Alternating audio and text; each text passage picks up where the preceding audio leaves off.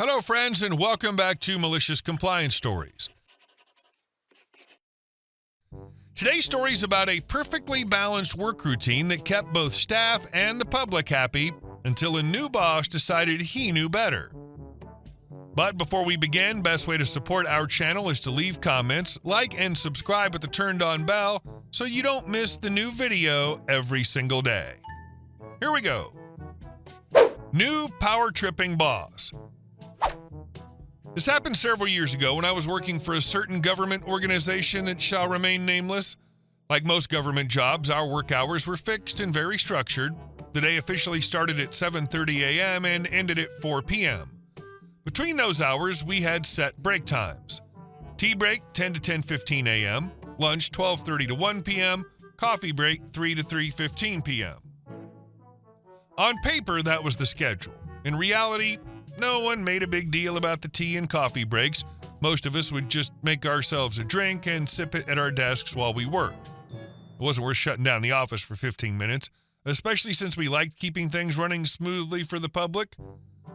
Lunch was different. That was the one time of day the offices officially closed. Unless you worked in one of the departments considered critical, those stayed open with a skeleton crew while the rest rotated their lunchtime so someone could always help the public. And as for the end of the day, technically we were supposed to stay until 4 p.m., but for as long as I could remember, everyone signed out around 3:45. It was an unspoken arrangement. We didn't take our 2 shorter breaks, so we left 15 minutes early. Nobody complained, and the system worked like a well-oiled machine. Then we got a new boss. For the first couple of weeks, nothing changed. He was quiet, mostly kept to himself, and we figured he was just getting the lay of the land. Then, out of the blue, he announced a new rule. Everyone had to stay until exactly 4 p.m. No more leaving early, even by a minute. Naturally, we pushed back. We explained that we'd never taken our tea or coffee breaks, so leaving a little early was fair. He didn't care. The rule was the rule, and now he was going to enforce it to the letter. So fine, we decided to play it his way. From that day forward, we took every break exactly as it was written. At 10 a.m. sharp, all offices closed for tea break, no exceptions. At 12:30, the same for lunch. And at 3 p.m., we shut down again for coffee break. No one took phone calls, no one saw walk-ins. If a member of the public was still in the building when break time hit, we told them politely that they'd need to wait until we reopened. And at exactly 4 p.m., the offices closed for the day. If someone walked in at 3:59, sorry, come back tomorrow. We were simply following the rules. Didn't take long for the smooth, efficient system we'd had before to completely collapse. Tasks piled up because work was being interrupted 3 times a day for full official breaks. The public quickly grew frustrated with the constant come back later responses. Complaints started pouring in. And if there's one thing the higher-ups in a government office hate more than inefficiency, it's angry calls from the public. We weren't sabotaging anything. We were literally doing exactly what our new boss had ordered. But the results were a mess. Staff morale dipped. People started whispering about how ridiculous it was that something that had worked for years was suddenly being micromanaged into chaos. It only took about a week for the fallout to reach upper management. I don't know what was said behind closed doors, but judging from our boss's face the following Monday morning, I'm pretty sure he got an earful. And just like that, things went back to normal. Breaks became flexible again, and no one cared if we left 15 minutes early as long as the work got done. The public was happier, staff was happier, and our boss, well, let's just say he never tried that particular power trip again. Sometimes the best way to deal with a petty rule is to follow it to the letter and let it collapse under its own weight. I kind of understand the reasoning behind this one. You can't just decide to head off early because you chose not to take your break. The office is supposed to be available for the public during those hours, so if everybody decided to just up and leave early, it wouldn't be. Things like this need to be discussed and agreed before going ahead with it, in my opinion. And our second story. Payroll crisis got me pulled off a lake by the police. Back in the old mainframe days, I was the entire IT department for my company. Every system, every process, every bit of data management. If it was technical, it was on me. I've been asking for years to have someone trained as my backup, not just for vacations, but in case I ever got sick, had an emergency, or, heaven forbid, wanted a life outside the office. Every time I brought it up, management nodded, mumbled something about budget or timing, and then nothing. Eventually, my vacation time came around. I'd been planning a week at a remote lakeside cabin with my family, no phones, no distractions, just fishing, campfires, and peace. Before I left, I asked my boss a very important question. Who's going to handle payroll and other critical functions while I'm gone? In those days, payroll wasn't something you clicked through in a browser. It was a mainframe process with a dozen manual steps, timing issues, and zero room for error. His answer? I'll do it myself. How hard can it be? Now, if you've ever worked in IT, you know the most dangerous words in any language are, how hard can it be? But fine, if he wanted to handle it, I'd teach him.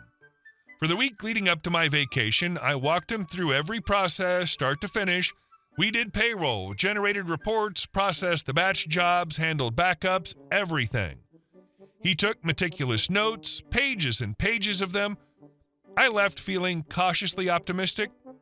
The only catch, I told him once I was at the cabin, I'd be off the grid, no phones, no radios, nothing. If they got stuck, they'd have to figure it out without me. I did give them the name of the lake and the general area, but that was it. Fast forward to Tuesday of my vacation. I'm out in a small boat with my kids, enjoying the stillness of the morning, fishing lines in the water.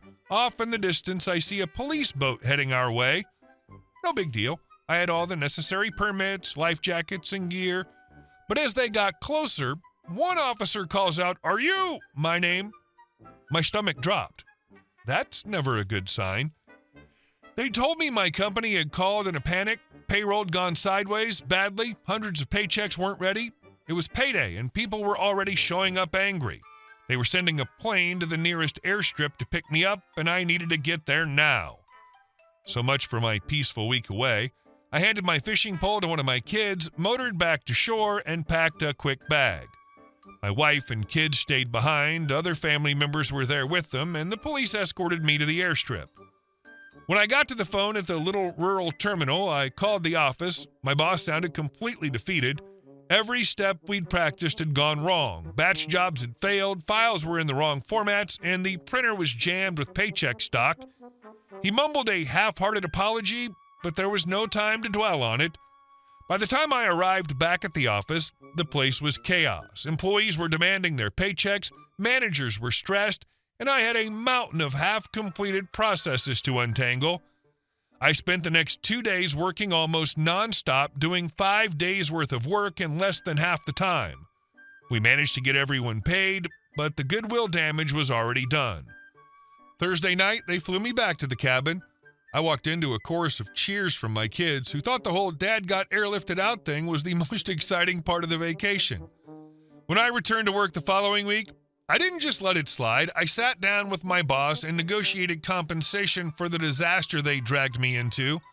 I got another full week off, plus the company covered the cabin rental for the time I'd lost.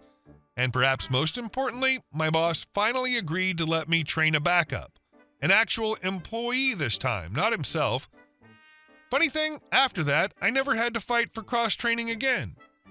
Amazing how fast management listens when they have to charter a plane to drag you out of a fishing trip. So after all that, he realized why you asked to train someone? Like, I agree that he should have been able to do it, but you didn't ask just for fun. I'm glad he was apologetic, because you don't do that to people. And our last story. Fired me at the office lobby? I'm the owner.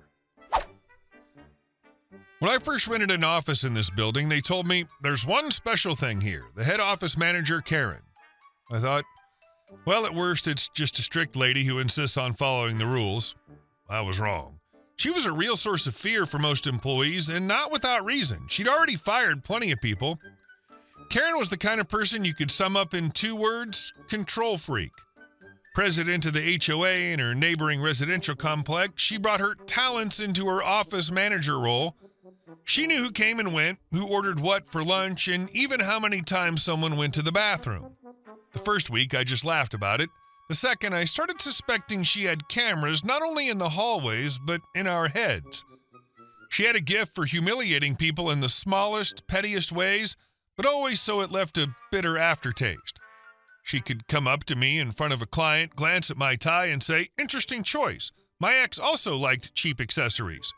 Or during a coffee break, she'd walk by and accidentally spill some of her coffee on my documents, then say with fake politeness, "Oh, sorry, but maybe it's a sign you should write your final drafts more neatly."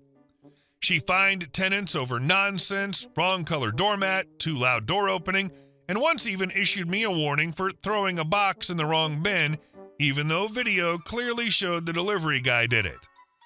She loved showing she could walk into any office without knocking. Once when I was discussing a confidential contract, she just barged in. "I'm checking to see if it smells like illegal deals in here." And that was in front of a client. Her Christmas gift to me was the final straw, a small cactus with the comment, "This is a symbol that you too can be prickly sometimes, but with proper care you become pleasant." By then, I'd started preparing my big move. A few months earlier, a realtor had told me the building was up for sale. I'd been putting all my free money into Bitcoin and planned to invest it into something more tangible. It was 2016, and now I look back at myself as an idiot, but at the time, the profits were already big. Through a holding and lawyers, I bought the property while hiding my involvement. I thought I'd buy the building and maybe just teach Karen a small lesson, but then something happened. There was a new hire in the office, Emma. Small, slim, long-haired, and with such a quiet voice that when you asked something, you had to lean closer to hear her. She was shy, but everyone liked her. She always helped out, and even when she made mistakes, she apologized so sincerely that you couldn't be mad. I liked her. Not love at first sight liked, but you know how some people just make your day a little better? One day, she was set to give a presentation to clients in the conference room. It was her first big task, and the whole department quietly supported her. She'd prepared handouts, tested the projector the day before, and we all tried to keep the atmosphere calm for her. Then, 5 minutes before the start, Karen barged into the conference room. She held a coffee mug and had that look she gets before ruining someone's day. "Oh, Emma's presenting?" she drawled as if she'd just seen a toddler from the sandbox get into a plane cockpit. Emma blushed but nodded. Karen slowly walked around the table, glanced at the handouts. "These fonts, they look like you made them in Word 2003. Do you even know what modern design is?" Emma tried to explain the clients had requested a simple format, but Karen cut her off. "No, dear, this isn't simple format. This is a cheap, boring format. But maybe they like provincial style." She took a sip of coffee and added, just to twist the knife, "Where the hell did you come from? This is a leading company, not a village disco." A few people in the room looked away uncomfortably. Emma tried to hold it together, but her hands trembled as she connected her laptop. Karen even helped. "Let me adjust the projector so people can at least see something." She twisted the setting so the image became warped, and instead of fixing it, she said, "Oh, looks like technology hates you as much as your design. Well, maybe next time you'll get something simpler, like watering the plants or buying everyone coffee." When the clients came in, Emma was already red as a poppy. She stumbled over the very first sentence, the presentation tanked, and for days afterward, she walked around with her eyes downcast. That's when I realized Karen wouldn't get an easy ending. But something else happened that made it even worse.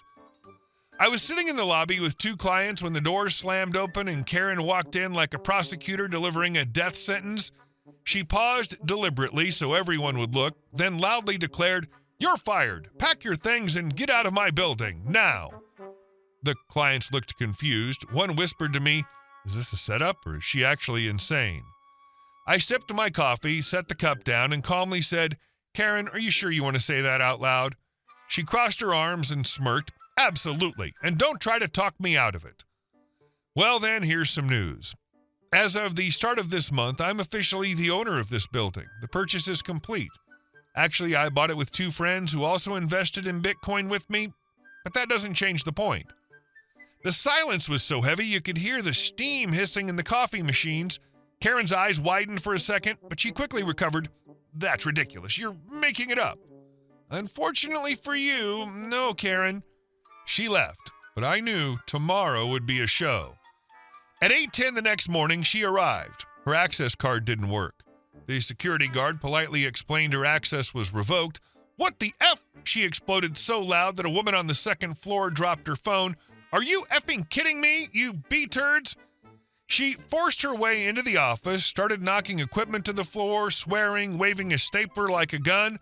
One client tried to calm her down. "Ma'am, maybe—" "Shut up, idiot. I'm not talking to you yet." And she threw a plastic tray at him. Security tried to escort her out, got slapped. Police arrived quickly. One cop looked at her and said to his partner, "Well, looks like another explosive Monday." She was still screaming in handcuffs, threatening to ruin our lives and make us regret ever being born. The trial lasted several weeks. Result: 100 hours of community service, $7,000 compensation, and a restraining order keeping her away from me and the office. The HOA unanimously voted her out as president. I'd also spoken to the building owner about firing her after she ruined my meeting, and oddly enough, he agreed instantly. Still not sure why, LOL. And the day I received the printed voting protocol, I thought, this is what real Christmas in August looks like. Also, Emma and I got married and lived happily ever after. Just kidding. But it would have been nice, though she was already married and went on maternity leave a year later. Hey guys, thank you all for watching the video. I'll see you in the next one.